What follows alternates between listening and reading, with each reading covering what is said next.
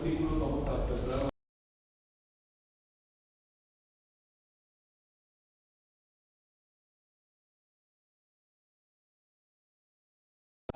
Como esos 3 años, él estuvo pues recibiendo, ¿no?, de manera directa el Evangelio. El Señor Jesús le comunicó de manera directa el Evangelio a Pablo.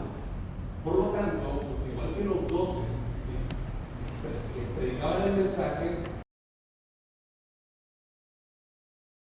Jesús de la misma manera lo hizo el apóstol Pablo, de los labios del Señor Jesús. Y esta, como vimos anteriormente, era una acusación por parte de los falsos maestros que afirmaban que era un mensaje que él había copiado de los 12. ¿Sí? Así que una vez ya Pablo, ¿no?, que ha afirmado que el evangelio que él proclama es, ¿de dónde lo tomó? ¿De dónde tomó el evangelio? De los cielos, ¿no? Lo recibió de manera divina, ¿sí? Eso lo vimos en los primeros versículos. Aunque él lo recibió de manera independiente, él no de ninguna manera predicaba un evangelio diferente en lo absoluto al que predicaban los 12 apóstoles, ¿sí? Era uno con ellos, la unidad. Era un solo mensaje el que él predicaba con el que ellos predicaban. Por eso es que más adelante dice el apóstol Pablo, dice, no me comunicaron nada nuevo. O sea, ¿vieron que lo leímos? Está en el versículo 7, si no me equivoco. Pero lo que él está diciendo, versículo 6, perdón, no es que como que lo que me dijeron, pues no, o sea, no me dijeron nada que yo no supiera. Es decir, no los está minorando, no, en ninguna manera. Simplemente lo que están hablando es lo mismo, hablamos lo mismo. Ya vamos a entrar en ello después, el siguiente miércoles, si Dios quiere, ¿sí? Entonces ahora Pablo va a seguir estableciendo la defensa de su mensaje y va a remarcar que su evangelio, no, en algunas ocasiones ustedes van a ver que el apóstol Pablo dice mi evangelio. Dice el evangelio de Cristo, ¿no?, el evangelio de Dios, pero dice mi evangelio. En Romanos 2:16 menciona lo dice de esta forma, ¿no? Mi evangelio, ¿sí? El evangelio que el apóstol Pablo predica no requiere ninguna validación humana, hermanos, ¿sí?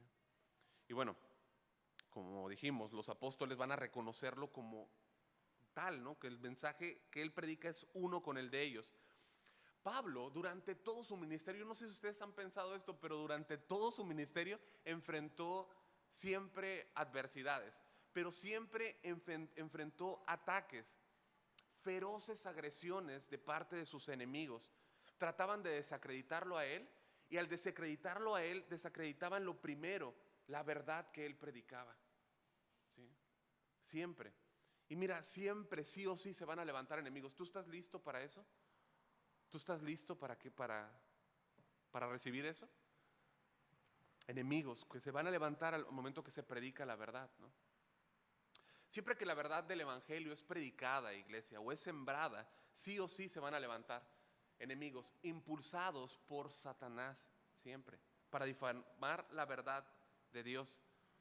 Con esto desvían la atención de los oyentes, ¿sí?, hacia una falsa religión.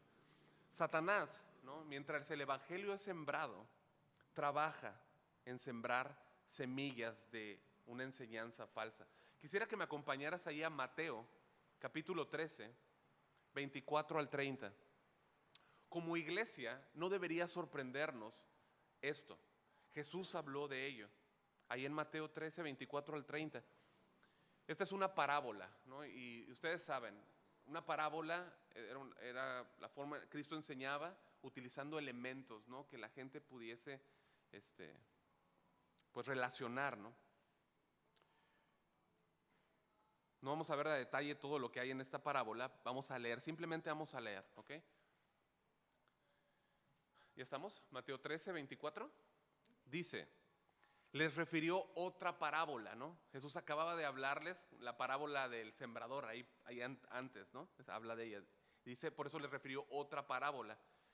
Y utiliza elementos relacionados con la siembra. Entonces, diciendo, el reino de los cielos es semejante a un hombre que sembró buena semilla en su campo. Pero mientras dormían los hombres, vino su enemigo. Escuchen, niños. Y sembró cizaña entre el trigo y se fue. Y cuando salió la hierba y dio fruto, entonces apareció la cizaña. Vinieron entonces los siervos del padre de familia y le dijeron: Señor, ¿no sembraste buena semilla en tu campo? ¿De dónde pues tienes cizaña? Versículo 28. Él les dijo: un enemigo ha hecho esto. Y los siervos le dijeron: ¿quieres pues que vayamos y la arranquemos? Él les dijo: no, no sea que al arrancar la cizaña arranquéis también con ella el trigo. Dejad crecer juntamente lo uno y lo otro hasta la siega. Y al tiempo de la siega yo diré a los segadores: recoged primero la cizaña y atadla en manojos para quemarla, pero recoged el trigo en mi granero. Ahora, ¿cuál es la explicación? Bueno, en el versículo 36, vamos para allá, allá adelantito, los discípulos, como usualmente lo hacían, se acercan con Jesús entrando en la casa y le piden que le explique esa parábola, ¿no? Siempre vemos esto, ¿no? Los discípulos acercándose. Versículo 36 dice: entonces, despedida la gente, entró Jesús en la casa, y acercándose él a sus discípulos, le dijeron: explícanos la parábola de la cizaña del campo. Respondiendo él les dijo: el que siembra la buena semilla es el Hijo del Hombre. Esta es una expresión idiomática para referirse a Jesús, ¿no? Habla de la humanidad de Jesús, pero al mismo tiempo habla del gobierno, ¿no? que él tiene, el gobierno universal del Hijo de Dios, ¿no? Ahí, para los que quieren ir, en Daniel 7, 9, habla de esto, ¿no? El Hijo de Dios, el Hijo del Hombre, perdón.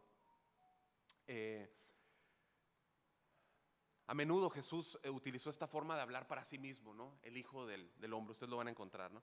Dice, el versículo 38, el campo es el mundo, la buena semilla son los hijos del reino, y la cizaña son los hijos del malo. El enemigo que la sembró es el diablo, la siega es el fin del siglo, y los segadores son los ángeles. De manera que como se arranca la cizaña y se quema en el fuego, así será en el final de este siglo. Enviará el Hijo del Hombre a sus ángeles y recogerán de su reino a todos, escucha, a todos los que sirven de tropiezo y a los que hacen iniquidad, y los echarán en el horno de fuego. Allí será el lloro y el crujir de dientes. Entonces los justos resplandecerán como el sol en el reino de su Padre. El que tiene oídos para oír, oiga. La cizaña y el trigo son muy parecidas. De hecho, si tú las ves, puede ser que no haya ninguna, no notas a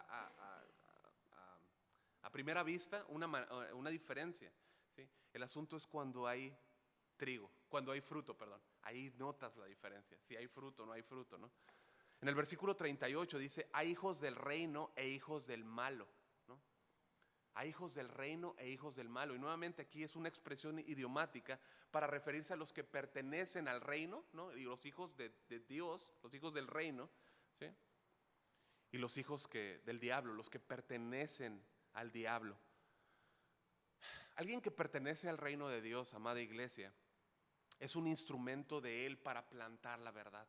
Tú eres instrumento de Dios. Tú sirves al Dios todo soberano, al Dios todopoderoso y soberano. Bueno, un siervo de Él planta la verdad, predica la verdad. Esto es lo que hacía Pablo. Plantaba la verdad de Dios, el evangelio. Pero Satanás, escucha, también usa sus instrumentos. Satanás también tiene sus instrumentos, ¿sí? Falsos maestros, ¿sí? Y bueno, esparcen la falsa semilla. Y aquí en Gálatas eran los judaizantes su instrumento, ¿sí? A veces leemos y hay cosas que están ahí y tenemos que poder ver, ¿no? O sea, eran falsos maestros, instrumentos de Satanás. Ellos habían enseñado en Antioquía, ¿sí? Era una iglesia, pues, en su mayor parte gentil. Ellos enseñaban que a los convertidos, que si no se circuncidaban según el rito de Moisés, no podían ser salvos. ¿No les suena como algunas cosas que luego se enseñan en algunas denominaciones, en algunos lugares? Si no haces esto y si no haces aquello, ¿no? Hechos 15:2 es justamente lo que nos dice, ¿no? Y es justamente ahí, si ustedes recuerdan, en nuestro recorrido por el libro a los Hechos, que Lucas nos relata acerca de la discusión que tuvo lugar ahí en la iglesia de Antioquía. Cómo Pablo y Bernabé se opusieron firmemente en contra de estos falsos maestros. ¿Por qué? Porque ellos sabían, Pablo y Bernabé sabían que esos hombres habían venido, se habían introducido para robarles la libertad que Cristo les había dado. Hermanos, ¿cómo podríamos tasar o cómo podríamos valorar la libertad que Cristo nos ha dado? ¿Hay algo que podamos poner un igual? No lo hay, ¿no? ¿A qué podríamos equiparar la libertad que Cristo nos ha dado? No la hay, ¿no? Bueno, ellos venían a intentar y con toda la intención robarles la libertad que Cristo les había dado, ¿sí? Y bueno, en la iglesia de Antioquía surgió una decisión. Vamos a estar en Hechos 15, vamos a estar viajando en Hechos 15 y mencionando algunas cosas para que ustedes las puedan ver, ¿no? La iglesia de Antioquía, tras este mensaje de estos falsos maestros, pues en ellos surgió la decisión de enviar a Pablo y a Bernabé a Jerusalén con los otros hermanos. ¿Para qué? Para que aterrizaran todo este asunto, para que se pudiera decidir cómo iba a resolverse todo esto, ¿no? Y bueno, pues fue en Jerusalén de donde provenían estos falsos maestros, ¿no? Hablando de los judaizantes. Ahora, vamos a seguir el argumento de Pablo, pero uniendo el capítulo 1 con el capítulo 2, hermanos, recordemos que él ya nos dijo que su acercamiento con los apóstoles después de su conversión fue pequeñísimo. ¿Alguien se acuerda de cuánto tiempo fue? ¿Cuánto? ¿2 semanas? 2 semanas, 15 días, nada más. En 15 días no forjas una teología sistemática, ¿no? Una teología sólida, ¿no? Que él fue solamente, acuérdense, fue a ver y a conocer a Pablo, ¿no? A Pedro, perdón, ¿sí? Desde que Jesús lo interceptó camino a Damasco, fue solo hasta después de 3 años que Pablo subió a Jerusalén junto a Bernabé para ver a Pedro, para conocerlo. Y ahí mismo vio a otra persona. ¿A quién? ¿A quién? ¿A quién? A Jacobo, ¿no? Jacobo, el medio hermano, el hermano del Señor, ¿no? Y fue gracias a Bernabé, hermanos, que Pablo, yo a veces me pongo a pensar qué hubiera pasado si Bernabé no hubiera estado ahí. Bernabé fue el instrumento de Dios que le permitió acercarse a los apóstoles.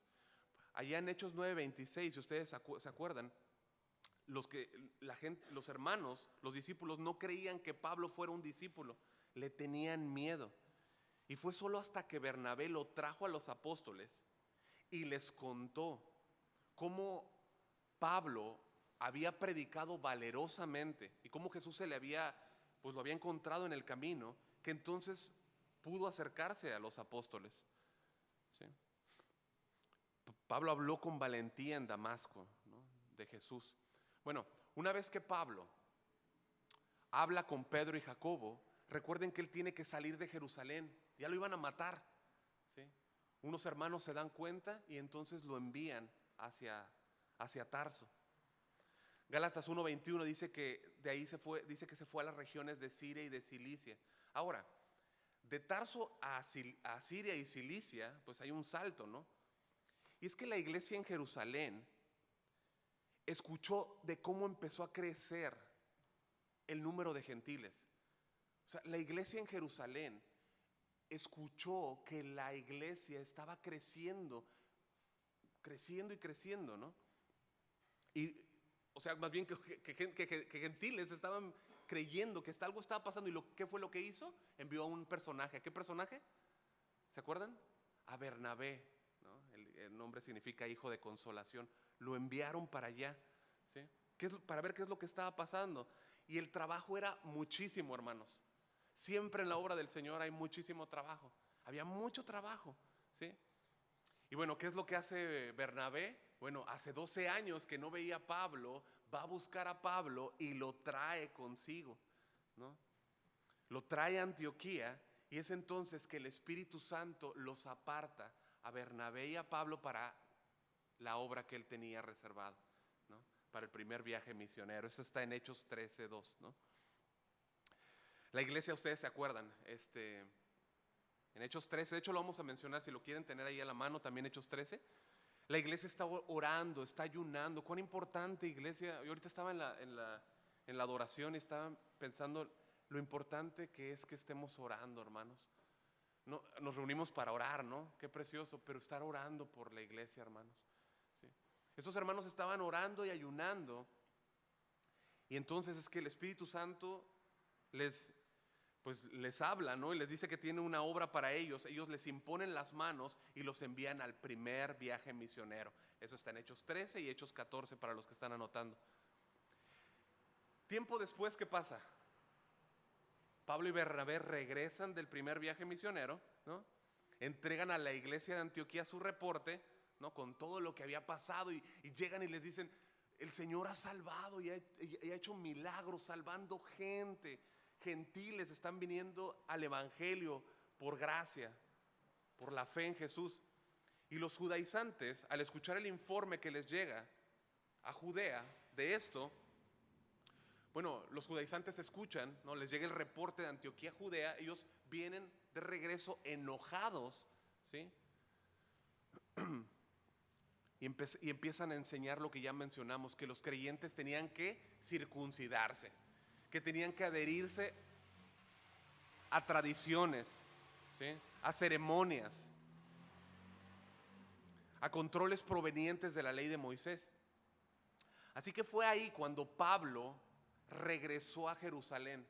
¿Cuánto tiempo pasó? Versículo 1. ¿Qué dice versículo 1 de capítulo 2?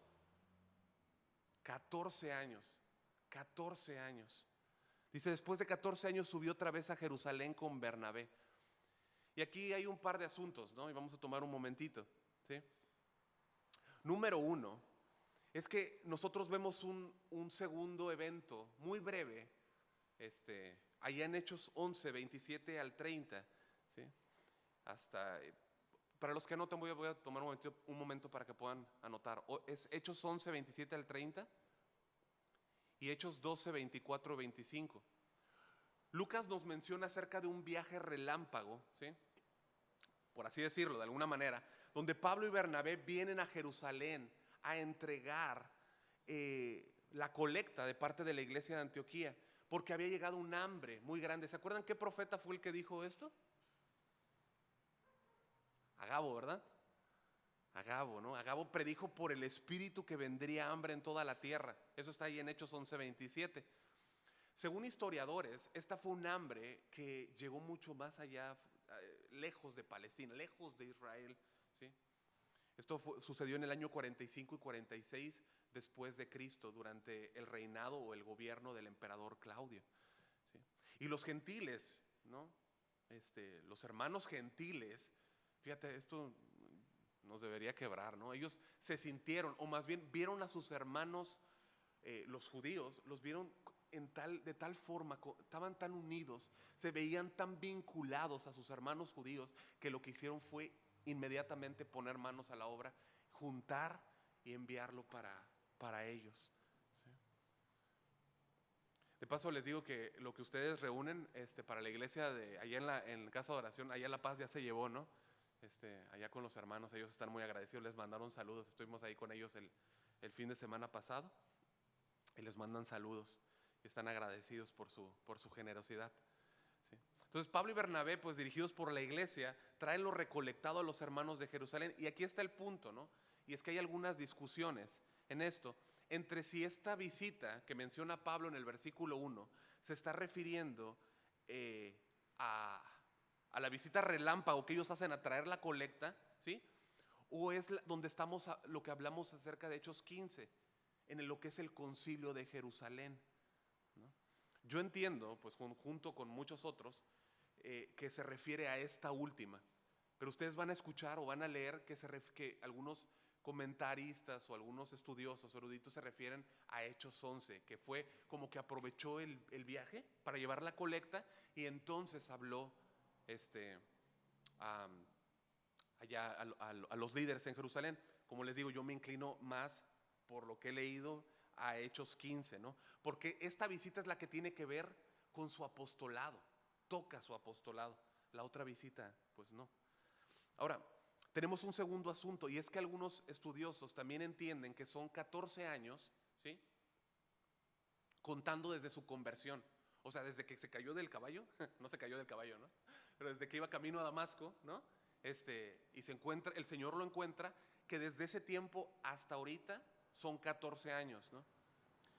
Y otro grupo de estudiosos entiende, y bueno, yo me pego un poquito más ahí, que son 14 más 3, ¿no? O sea, los 3 años primeros que nos cuenta que estuvo en Arabia y entonces otros 14 años. No vamos a tratar de resolverlo esta noche. Lo que sí nos dice el texto aquí es que Pablo, después de estos 14 años, no solo sube a Jerusalén con Bernabé, no, perdón, no solo sube a Jerusalén, perdón, no sube solo a Jerusalén, lo hace con Bernabé, ¿no? Pero también dice que subió con alguien más, con Tito. Dice que subió con Tito. Y esto, hermanos, es clave. A veces leemos un nombre y dice, pues subió uno más, ¿no? Un hermano más. Pero es clave que haya subido Tito, ¿sí? Que lo haya traído consigo. Tito no, era un hijo en la fe del apóstol Pablo, ¿no? Esto era muy importante, pero era más importante este hecho, que él era un gentil no circuncidado. Él era un gentil no circuncidado, ¿sí? Había creído en el evangelio, era un hermano creyente. Y es como que Pablo lo trajo para mostrar, o sea, trata de imaginar, él lo hizo con toda la intención para mostrar a los líderes en Jerusalén cómo se ve un ejemplo vivo de un gentil no circuncidado salvado por gracia, por la fe en Cristo. ¿Puedes verlo? O sea, fue muy puntual, fue muy certero, ¿no? El apóstol Pablo al traerlo consigo, ¿sí? En Hechos nosotros cuando recorrimos Hechos, ¿ustedes se acuerdan que mencionamos el nombre de Tito? No, ¿verdad? No se mencionó ni una sola vez. Por extensión podríamos decir que sí se mencionó allá en Hechos 15:2, que seguro ya lo tienes a la mano, donde dice que se dispuso que subieran a Jerusalén Pablo, Bernabé y algunos otros de ellos. Aquí está hablando de Tito, pero no vemos específicamente el nombre de Tito en el libro de los Hechos. Segunda de Corintios 8:23, no vayas. Pablo les dice, en cuanto a Tito, fíjate cómo lo presenta, dice, es mi compañero y colaborador para con vosotros. Tito era un socio y un acompañante del apóstol Pablo, ¿sí?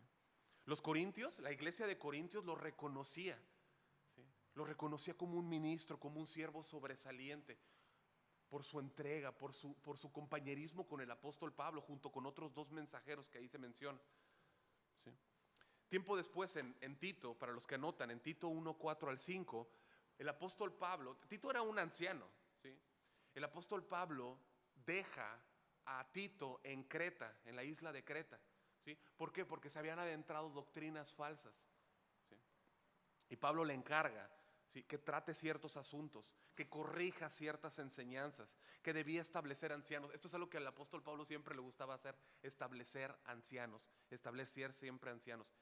Hechos 14:23, para los que anotan, el apóstol Pablo da una instrucción y habla acerca del establecimiento de los ancianos. Así que Tito era la persona perfecta para visitar el concilio. No había nadie más adecuado, ¿no? Era el claro ejemplo de un gentil salvado por Dios que es liberado por el Señor, ¿no? Sin adherirse a ninguna tradición mosaica ni nada, ¿no? La salvación es solo por gracia. Ahora, si Tito iba a entrar ahí en el concilio, iba a ir con ellos, la pregunta es esta: ¿cómo lo iban a recibir? ¿Cómo iban a recibir a Tito? Imagínate, ¿con qué actitud? ¿Lo iban a aceptar como un hermano y como un fiel siervo del Señor soberano? ¿O cómo lo iban a recibir? Ahí está la pregunta, ¿no? Hermanos, deberíamos poner a pensar todo lo que ha tomado que tú y yo, aquí, poquitos, pero santitos, estemos reunidos. Por eso es que la importancia de valorar una reunión en el Señor, hermanos. Tantos concilios que han habido, tantas discusiones, tantos debates durante todo el recorrido de la historia de la iglesia para llegar a afirmar cosas que tú y yo tenemos hoy delante de nosotros. Han habido muchos concilios en la historia de la iglesia. Según los historiadores, han habido 7 concilios, ¿no? 2 de ellos muy importantes, el de Nicea en 325 después de Cristo y el de Calcedonia en 451 después de Cristo, pero ninguno tan importante como el concilio de Jerusalén. Ninguno, porque aquí se está tocando una pregunta esencial, básica. ¿Qué debo hacer para ser salvo? ¿Cuántas veces hemos visto esa pregunta en el Evangelio, no? ¿Qué debo hacer para ser salvo? Fue gracias al trabajo de hombres, hermanos, usados por Dios, que esto quedó claro. Hombres que contendieron ardientemente por la fe, apóstoles y ancianos que proclamaron y se asieron de la verdad con todas sus fuerzas, que la salvación es solo por gracia, por medio de la fe, solo en Cristo, sin las obras. Efesios 2:8 es lo que nos dice, ¿no? Es lo que nos dice. Un regalo de gracia. ¿Qué haces para ganarte un regalo? Niños, ¿les gustan los regalos? ¿Qué haces para ganarte un regalo? Nada, ¿verdad? No haces nada, ¿verdad? Es un regalo que tú recibes, es un regalo de gracia, que no se puede ganar, tampoco se puede merecer. Si te lo merecieras ya no sería un regalo, ¿no? Es un regalo, una libertad que es comprada por el único y suficiente pago de nuestro Señor Jesucristo. ¿Te sigue impresionando esa verdad? ¿O es una verdad que a veces dices, ya la sé? ¿Te sigue impactando esa verdad? El derramamiento de la sangre de nuestro Señor Jesús, la justificación, la resurrección por nosotros. Así que Pablo sube a Jerusalén después de 14 años con Bernabé y Tito, y el versículo 2 nos dice por qué lo hace. Pero subí según una revelación.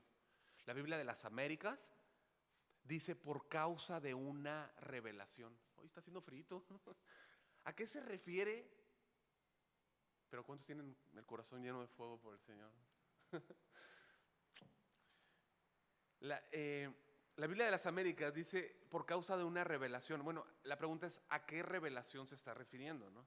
¿A qué revelación se está refiriendo? Bueno, aquí es donde les decía, algunos entienden que esa revelación se refiere a la de Agabo, a la del profeta Agabo, ¿no? El profeta Agabo da una profecía, ¿no?, de parte del Espíritu, y algunos piensan que se refiere a esa revelación, ¿sí? Otros entendemos que es una revelación dada por el Espíritu Santo a los líderes de Antioquía, ¿sí? Usted estudie, usted vea, usted revise y usted inclínese, estudie y vea a cuál debe ir, ¿no? Yo quiero darle mis argumentos porque creo que es esta, ¿no? Que es una revelación dada a los líderes de Antioquía para que subiesen, tal como vemos ahí en Hechos 13:2. Y vamos a leerlo, ¿les parece? Vamos a Hechos 13. ¿Sí? Vamos para que lo puedas ver por ti mismo y tú puedas ahí ver los argumentos, ¿no? Dice Hechos 13:2, ¿ya estamos? Dice, ministrando estos al Señor, ¿no? Habla de los que están en el versículo 1, los profetas y maestros. ¿Se acuerdan? ¿Ya vieron quién está ahí? Bernabé, ¿no?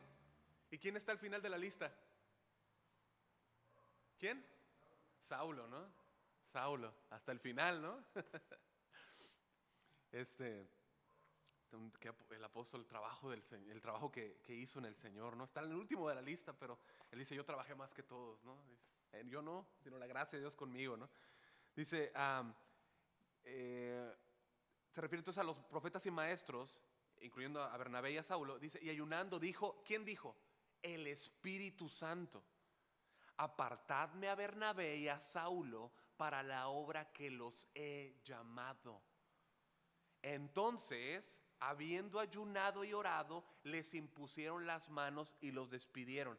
Es decir, es probable que así como todos escucharon al Espíritu Santo, ¿vieron?, dando dirección, ¿no?, de lo que quería hacer, de enviarlos en aquel primer viaje misionero que vemos en Hechos 13 y Hechos 14, ¿sí?, los líderes junto con Pablo hayan escuchado instrucción del Espíritu Santo, ¿sí?, para ir a Jerusalén, y entonces la iglesia lo haya confirmado, como vimos en Hechos 13. Mira Hechos 15, por favor, brinca 2 capítulos más. En Hechos 13 vemos que el Espíritu Santo habla y la iglesia confirma, ¿no? ¿Sí vimos? ¿Sí? Hechos 15, ¿sí?, el Espíritu Santo entendemos que les da una instrucción, ¿no? Y posiblemente entonces ellos escuchan esto y la iglesia confirma la orden enviándolos. Mira el versículo 3. Ellos pues habiendo sido encaminados por la iglesia. ¿Ves? Ellos respondieron a esta instrucción y además le suplieron, lo necesario para el viaje. Samuel Pérez Millos dice en este versículo, en su comentario: por indicación del Señor, mediante revelación, como dice Pablo, fue la iglesia en Antioquía quien determinó subir a Jerusalén y eligió a quienes debían de hacerlo. ¿No?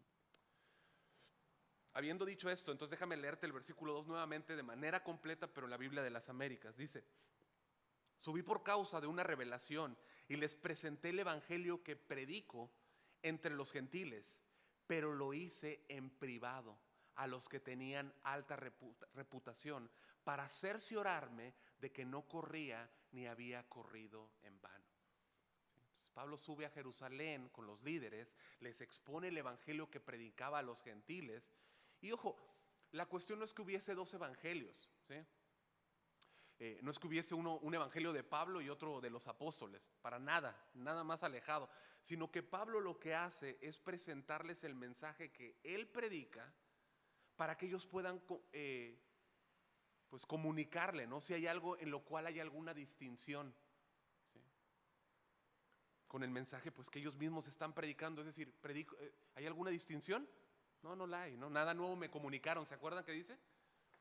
Y Pablo dice que lo presentó en privado. Primer punto, ¿no? Esta palabra aquí, exponer o presentar, proviene del verbo, no sé cómo, que Dios me ayude a pronunciar esto o a leerlo, ¿no? Anatitsemai, ¿no? Y habla de someter un asunto a consideración del interlocutor, ¿no? Es decir, de las personas que están escuchando, ¿no? A someterlo a consideración, ¿sí? ¿Quiénes eran esos interlocutores o participantes? Bueno, pues los que tenían cierta reputación, ¿sí? Esto se refiere a los líderes del cristianismo, a las columnas del cristianismo, los 12 apóstoles, ¿sí? Aquí hay algo que llama nuestra atención, iglesia, y es que esta forma de dirigirse a ellos, si tú escuchas esto, ¿no? Los que tenían cierta reputación, puede escucharse como burlesco, ¿no?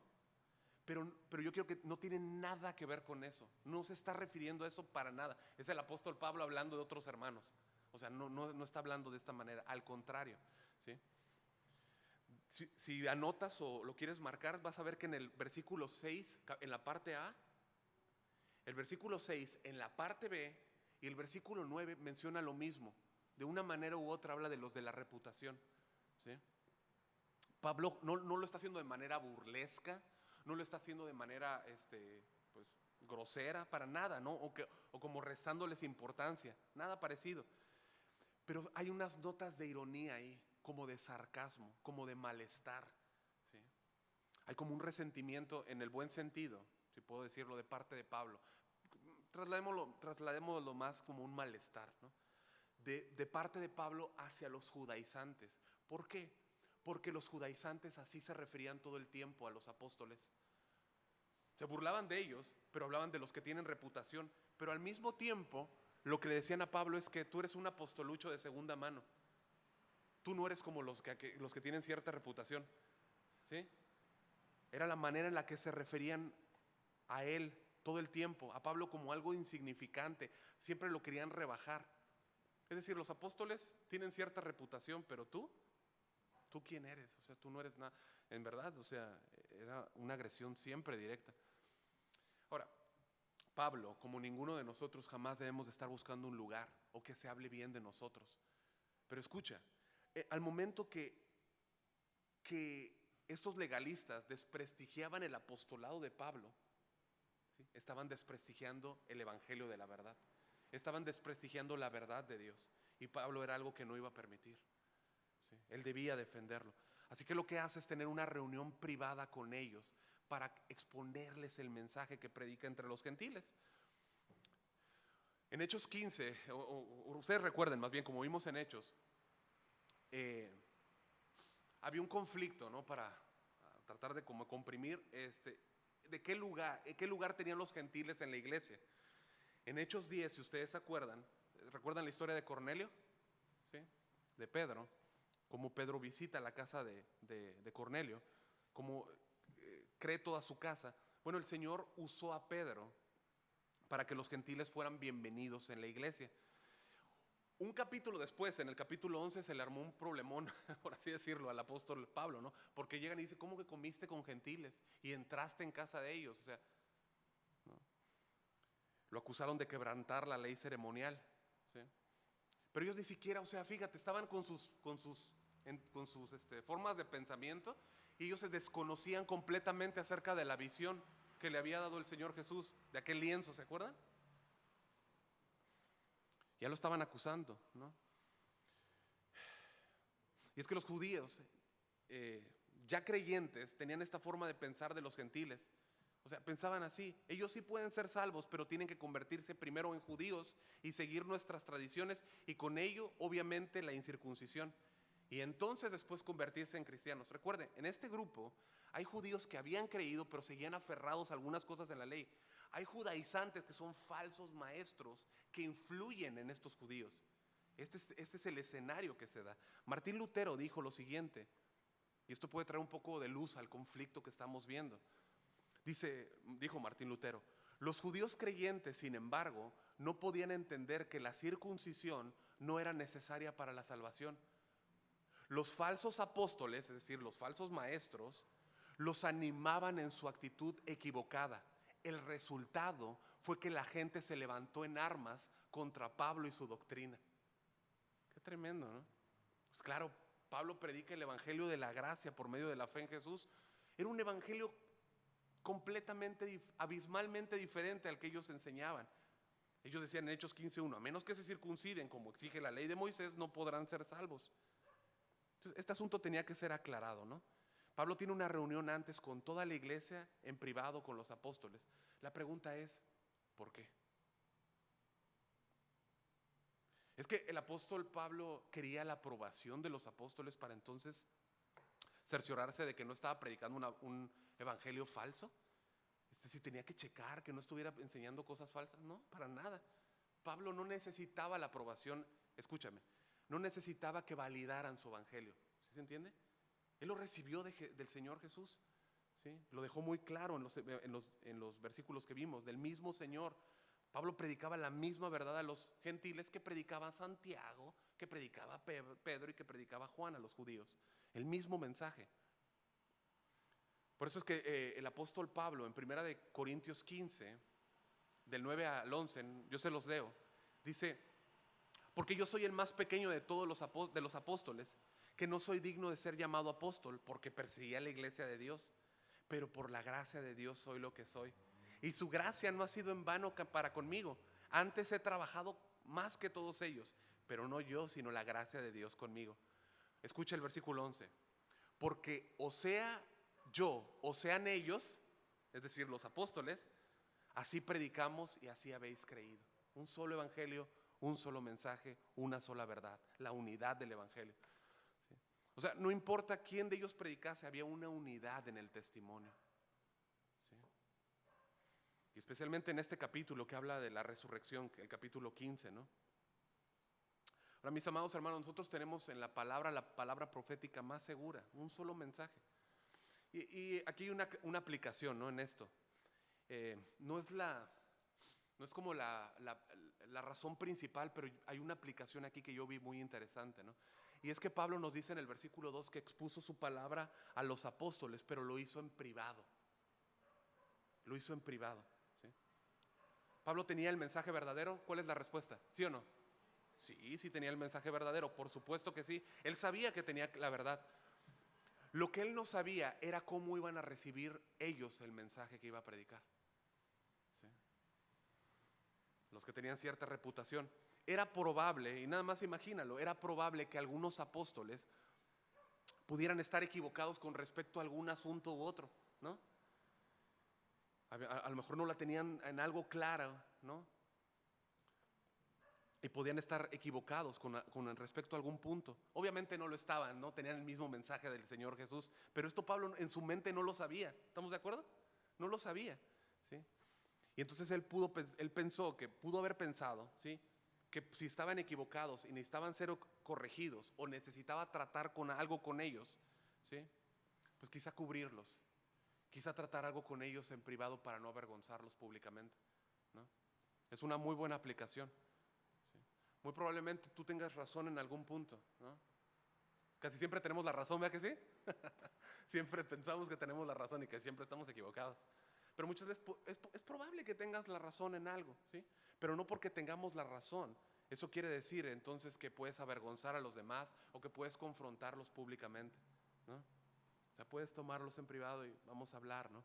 Pablo, pues en esto mostró sensibilidad, mostró amor, ¿sí? Y algo que quiero remarcar es que buscó unidad, hermanos. Buscó unidad. ¿Se dan cuenta? Buscó unidad. Tener la razón, nuevamente, no es un elemento para que entonces seamos descorteses o groseros con los demás.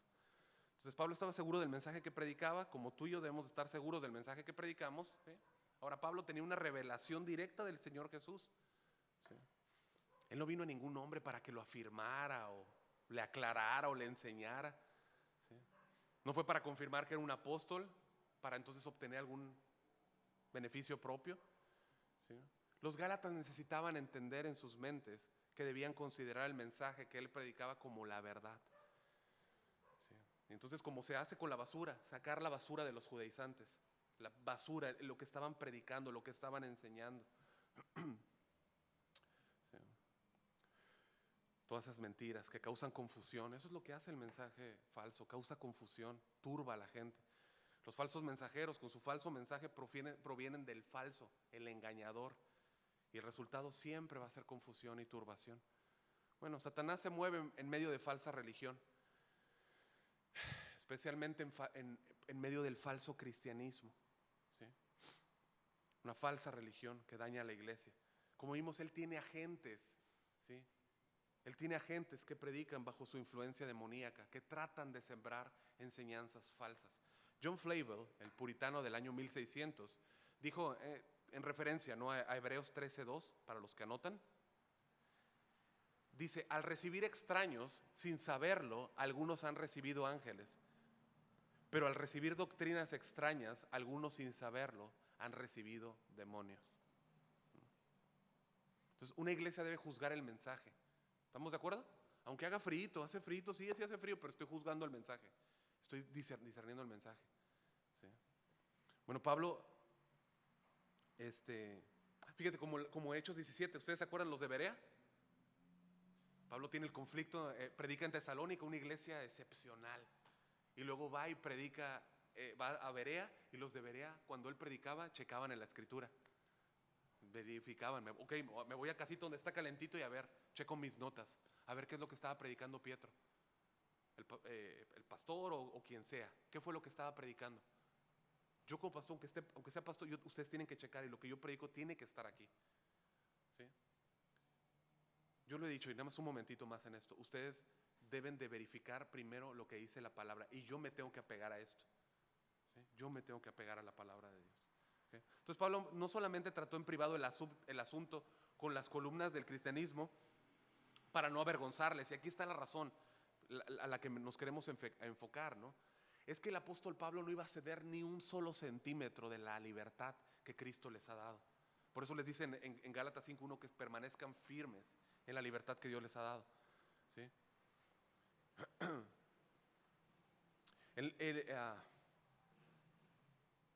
Él quiere tratar el asunto con ellos en privado para asegurarse de que escuchen su mensaje antes de que se interpongan los judaizantes, antes de que influyan su decisión. Iglesia, esto es importante, porque Él es guiado por el Espíritu Santo a llevarlos en privado. Hay por lo menos, creemos, unas 3 reuniones con la iglesia en Jerusalén, pero los lleva primero y si hay alguna pregunta que tenga que responder, la contesta al momento, no dejando que entre la influencia de los judaizantes, ¿no? Sí. Que ellos de alguna manera pudieran, las columnas de Jerusalén, los apóstoles, permitir o tolerar algo que ellos estaban enseñando. ¿Por qué? Porque el versículo dice, que si no sería como correr, dice el apóstol Pablo, si no sería como correr o haber corrido en vano. El apóstol Pablo regularmente usa este término, ¿no?, de atletismo, de correr, ¿no? Literalmente es no sea que de alguna manera corriera o hubiera corrido en vano. Y aquí está el punto crucial en la reunión y quizá en nuestra reunión, ¿sí? con ellos en privado. Es que ellos necesitaban, los apóstoles necesitaban ser duros en contra de la enseñanza de los judaizantes, de estos mensajeros satánicos, ¿sí? Que predicaban un mensaje contrario al evangelio. Trata de imaginar qué hubiese pasado si mientras Pablo predica el mensaje del evangelio, de la justificación por gracia, por fe, solo en Cristo, sin las obras de la ley, que mientras predica esto, los apóstoles llegaran a ser blandos con los judaizantes y como que conciliaran las cosas. ¿Sí entiendes? El efecto que tendría. ¿Sí? Los judaizantes no solamente iban a poner en entredicho el apostolado del apóstol Pablo, valga la redundancia, ¿sí? Pero todo el trabajo que había realizado y todo el trabajo que tenía por delante era como correr o haber corrido en vano. ¿Te das cuenta?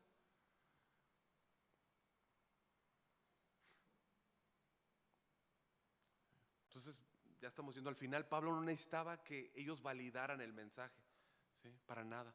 Este era un asunto de viabilidad, ¿sí? De efectividad del evangelio, ¿sí? Era necesaria la colaboración de la iglesia madre, si no iba a ser una misión de los gentiles. Trata de imaginar esto. El punto es la unidad. Una misión de los gentiles separado de la iglesia madre de Jerusalén. ¿Se dan cuenta? Imagínate. Es decir, el cuerpo de Cristo estaría dividido. Todo el esfuerzo, todo el trabajo, toda la energía del apóstol Pablo, todo lo que hubiese invertido, todo ese arduo trabajo de evangelización a los gentiles se hubiera visto frustrado.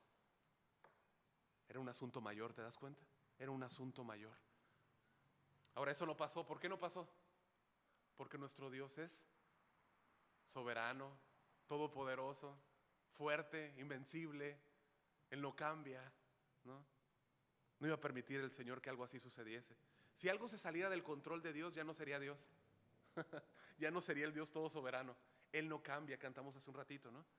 Fíjate, Job, ya estoy terminando. Job, el primer libro que fue escrito, sabía esto. Él dijo, pero Él es soberano. ¿Quién puede hacerlo desistir? Lo que quiere hacer, lo hace. Y Él dice, hará conmigo lo que ha determinado.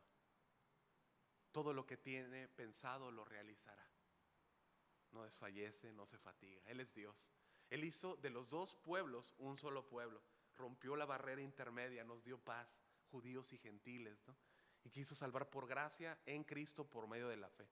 Como siempre, los enemigos de Dios huyen avergonzados. Siempre. Esto fue un golpe contra el infierno. Esto fue un golpe contra la iglesia. Cuidado, un golpe contra los judaizantes. Esto fue un golpe contra Satanás y sus huestes, ¿sí?